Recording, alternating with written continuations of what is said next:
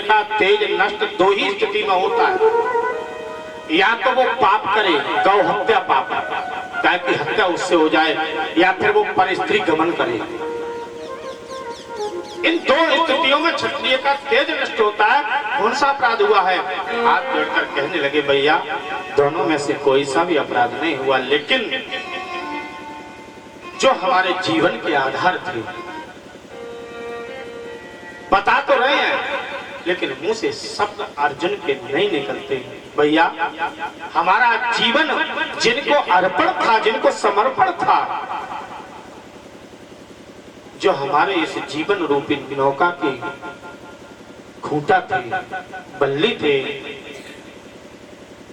आज वही द्वारकाधीश, वही कृष्ण उठकर खड़े हो गए। धर्मराज एकदम गद्दी से बोले, क्या हुआ मेरे कन्हैया को, क्या हुआ द्वारकाधीश को? कुंती खड़ी थी पर्दे के पीछे, पर्दा पकड़कर सुन रही थी, टकटकी लगाकर। क्या हुआ अर्जुन, क्या हुआ द्वारकाधीश को, बताओ। तुम द्वारका से आए हो और इतने दिन बाद आए तो इस अवस्था में पधारे।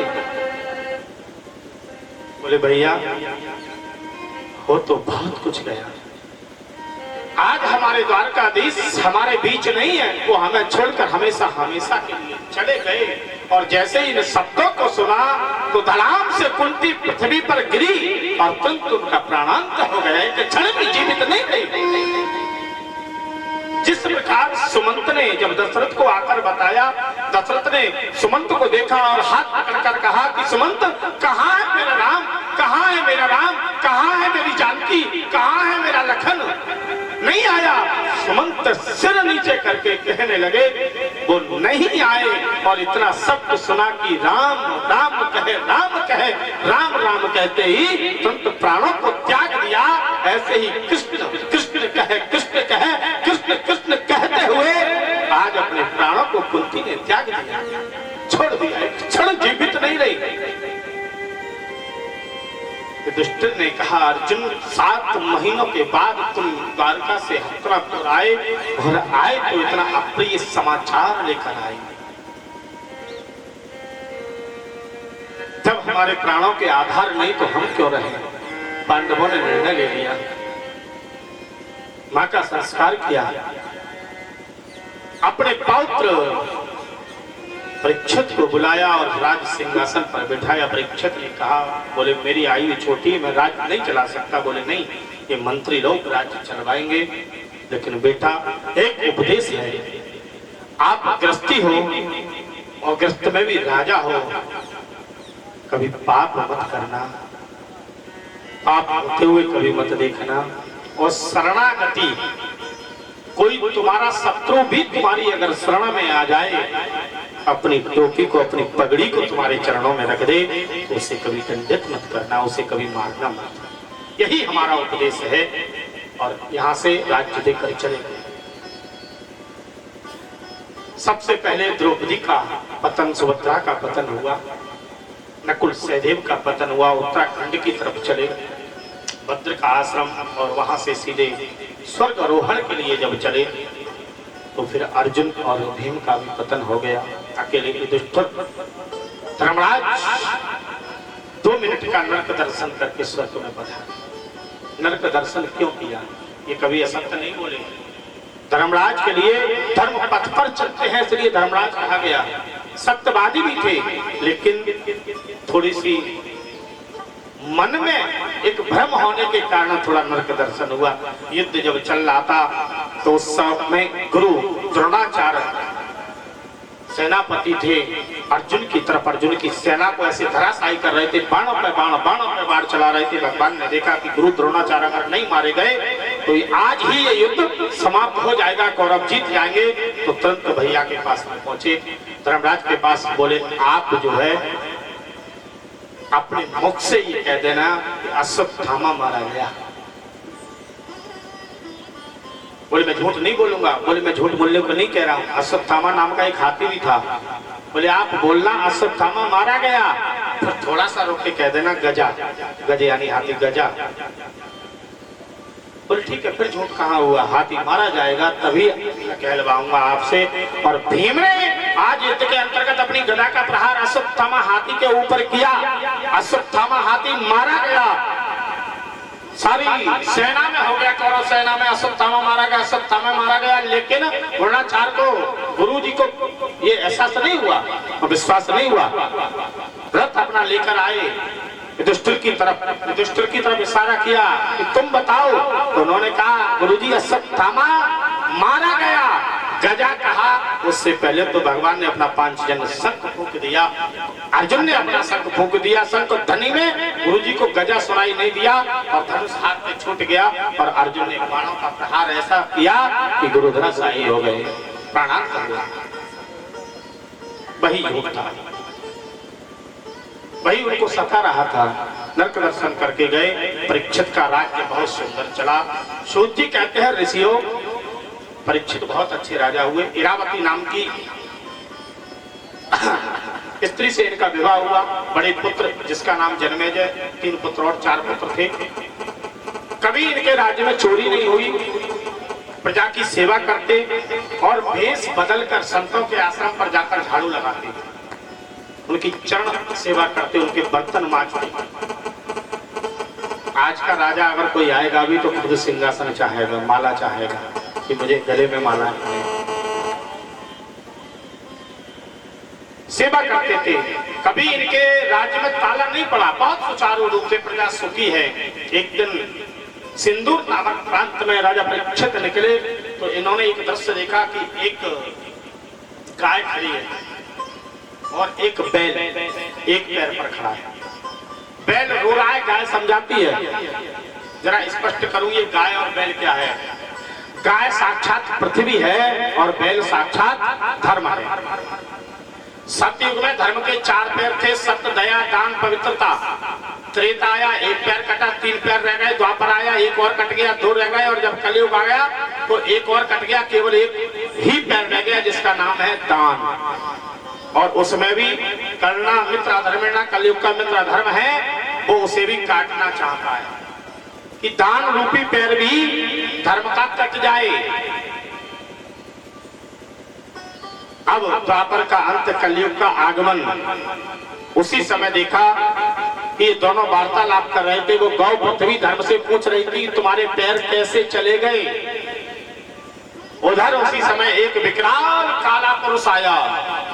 पट्टी सर पर काली बनी हुई है, काला रंग है, बड़े बड़े दांत बाहर निकले हुए हैं, लाल बन के तैरते हुए अंगारे, बड़े बड़े इनके नेत्र हैं, हाथ में नग्न तलवार लिए हुए आया। और जो बैल है, बैल का 1 पैर पर खड़ा है, उस पैर को भी काटना चाहता है। रहा नहीं गया। राजा है, क्षत्रिय है, तुरंत अपने तुड़ीन से बाण निकला और धनुष उठाया। और उधर इसने देखा ये काला पुरुष कोई और नहीं, कलयुग था। राजा परीक्षित ने इसको पुरुष को, कलयुग को मारने के लिए बाण उठाया, धनुष उठाया तो तुरंत ये चरणों में आकर गिर गया परीक्षित के। परीक्षित को बाबा की बात याद आई कि शत्रु भी अगर शरण में आए तो अभय दान देना, क्षमा देना। तुरंत धनुष रख दिया। कौन हो तुम? बोले मैं कलयुग हूँ। परीक्षित ने कहा मेरे राज्य में कलयुग नहीं आ सकता। बोले आ नहीं सकता, आ गया। मेरे बड़े भाई का समय गया, अब मेरा समय है राज्य करने का। लेकिन राजन, मैं आपसे कुछ मांगता हूँ, आप जो स्थान दोगे उन्हीं में मैं अपना निवास करूंगा, इतना ही करो बस। तो 4 स्थान परीक्षित ने दिए कि धूतम पानम स्त्रियासूना यत्रा धर्म चतुर्विधा। धूतम यानी जुआ, जुआ में तुम्हारा वास होगा। जहां जुआ होता है, जुआ बिना कपट के नहीं होता, और कपट ही कलयुग है, कपट ही कलयुग है। जुए में तुम्हारा वास होगा। पानम सुरा यानी जहां मदरा पान होता है, उस स्थान पर तुम्हारा वास होगा। और मदरा पीकर फिर हम आप सब जानते हैं, लोगों को देखते हैं आजकल, कुछ लोग तो ऐसे भी होते हैं कि नाली में मुंह चला जाता है, सारी गंदगी मुंह में चली जाती है और फिर भी वो शेर की तरह दहाड़ते। यही कलयुग है। स्त्रियां, पर स्त्री गमन, वैश्या वृत्ति जहां होती है वहां पर कलयुग का वास। यत्रा धर्म चतुर्भुजा हिंसा, यहाँ पर पशुओं को मारा जाता है अनायास। कुछ लोग मांस संरक्षण करते हैं, अपने जीव के स्वाद के लिए पशुओं को मारते हैं।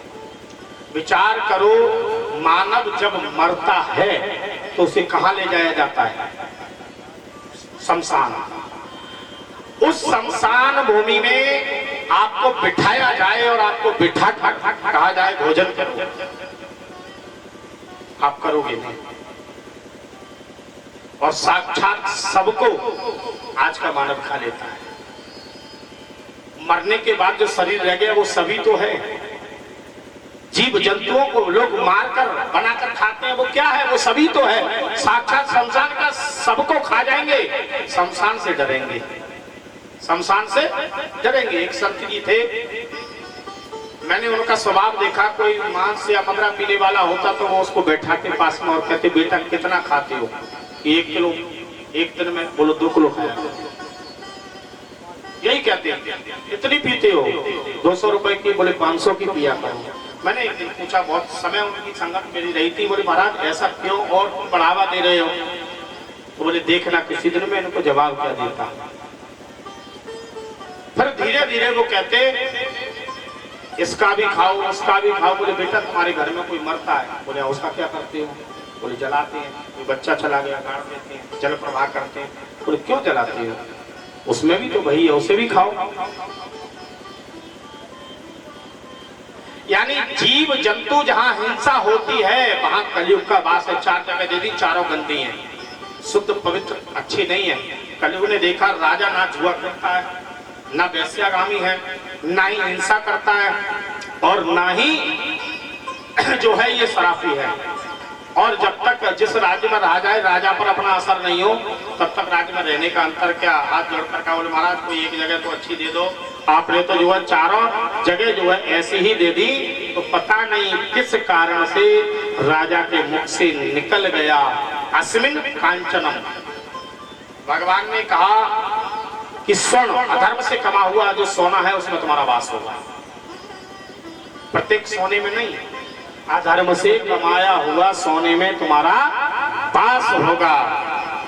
यहाँ पर एक प्रश्न उठता है कि भगवान ने कहा है, गीता में कहा है अस्मिन कांचनम, यानी धातुओं में जो स्वर्ण है सोना है, कांचन यानी सोना, वो मैं हूं। जब सोने में भगवान है तो कलयुग कैसे आया?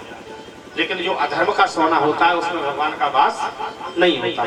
पर प्रश्न उठता है कि राजा परीक्षित जो है एक दिन स्वर्ण का मुकुट पहन कर गए, उसको अभय दान दे दिया, ये मस्तिष्क से रहने लगा।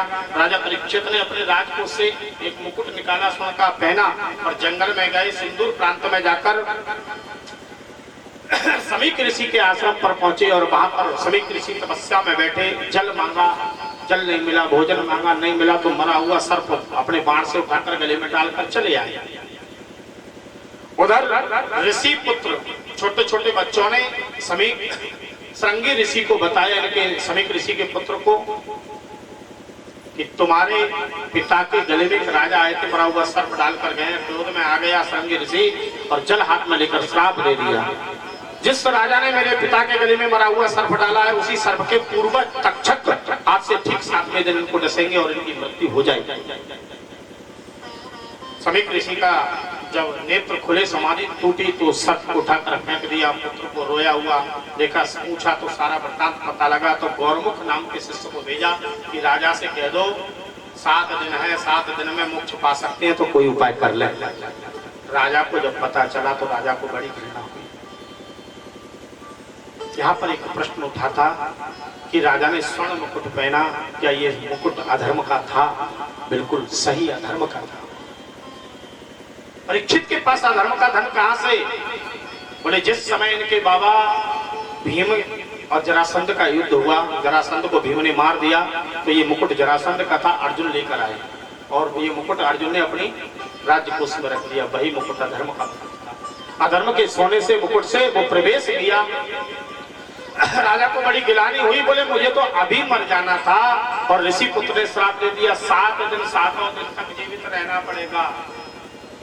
अपना राज्य अपने बड़े पुत्र जन्मेजय को दिया और जो उपदेश अपने बाबा से मिले थे, वही उपदेश दिए और केवल एक तन ढकने के लिए वस्त्र लेकर यहाँ से राजा परीक्षित निकल पड़े और शुक्र काल में जाकर वट वृक्ष के नीचे बैठ गए। ऋषियों को पता चला तो कुंभ जैसा माहौल बन गया।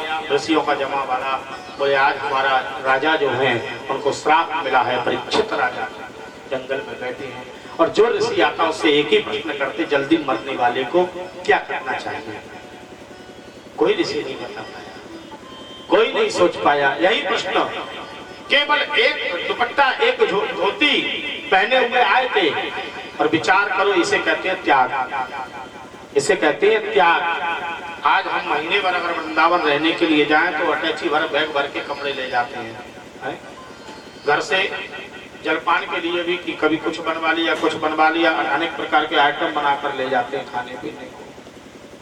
जा रहे हो भक्ति के लिए, भगवान के दर्शन करने के लिए, इतना विश्वास नहीं है कि भगवान की धरा पर भोजन नहीं मिलेगा, मिलेगा।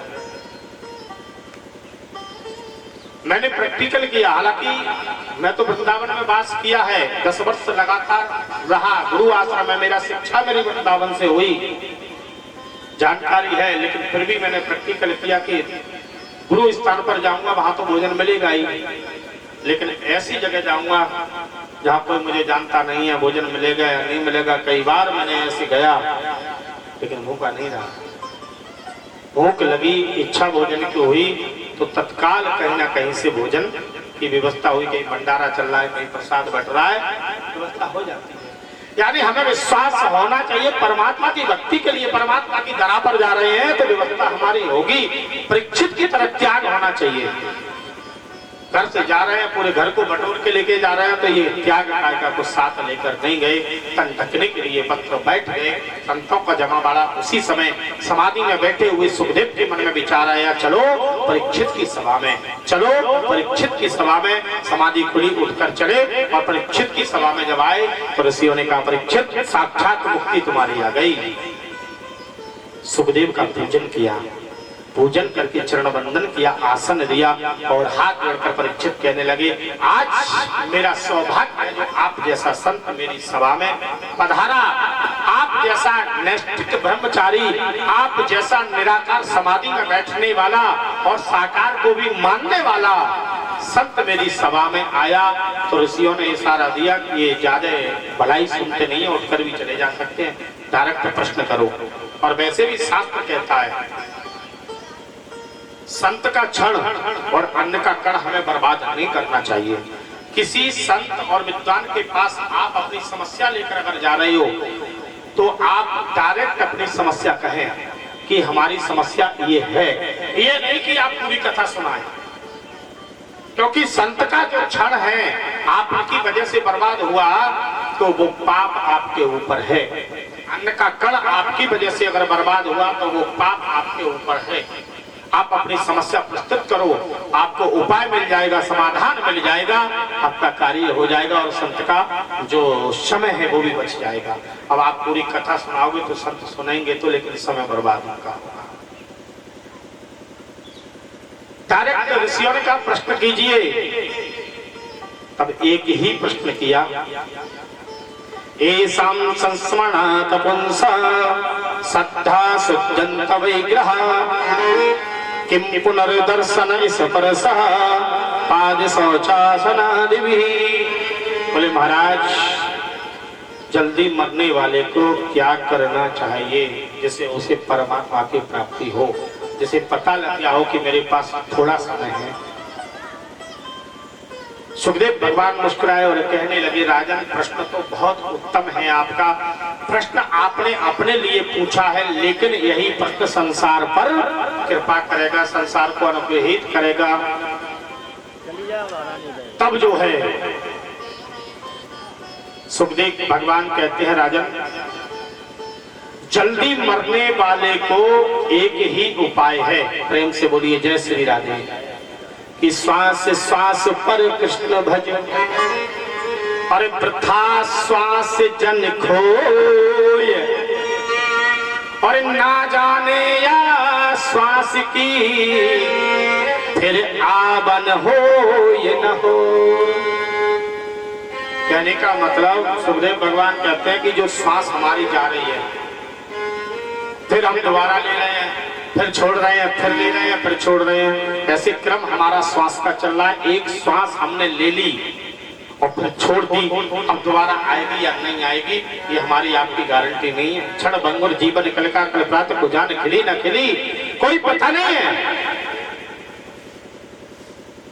कोई गारंटी नहीं है कि आज ये शरीर कथा सुना रहा है और कल 1 बजे से 2 बजे से कथा सुना पाएगा या नहीं सुना पाएगा, कोई गारंटी नहीं है। लेकिन परीक्षित के पास गारंटी है कि 7 दिन तक मैं नहीं मर सकता। तो एक ही प्रश्न किया था और भगवान ने कहा सुखदेव ने कि इस प्रत्येक श्वास पर कृष्ण का भजन करो, यही एक सुगम उपाय है। श्वास श्वास पर कृष्ण भज, जथा सांस नहीं खो, ना जाने इस सांस को तुम्हिया बन हो न हो। निकल जाएगी छोड़ काया को पल में, निकल जाएगी छोड़ काया को पल में। कभी सांस धन के भरोसे रहना, कभी सांस धन के भरोसे न रहना। निकल जाएगी छोड़ काया को पल में, निकल जाएगी छोड़ काया को पल में। कभी सांस धन के भरोसे न रहना, कभी सांस धन के भरोसे न रहना। निकल जाएगी छोड़ काया के पल में, निकल जाएगी छोड़ काया के पल में। कभी सांस धन के भरोसे न रहना, कभी सांस धन के भरोसे न रहना। ये तन कीमती है मगर है विनाशी, ये तन कीमती है मगर है विनाशी। कभी अगले क्षण भरोसे न रहना, कभी अगले क्षण भरोसे न रहना।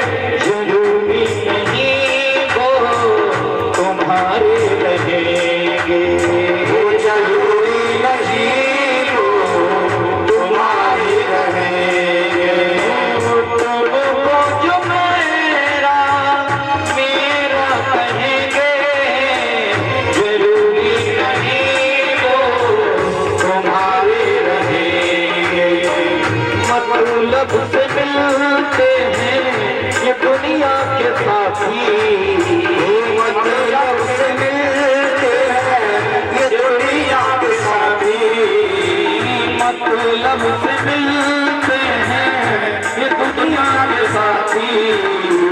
सदा इस मिलन के भरोसे न रहना, सदा इस मिलन के भरोसे न रहना। निकल जाएगी छोड़ काया को पल में, निकल जाएगी छोड़ काया को पल में। कभी श्वास के भरोसे न रहना, कभी श्वास के भरोसे न रहना।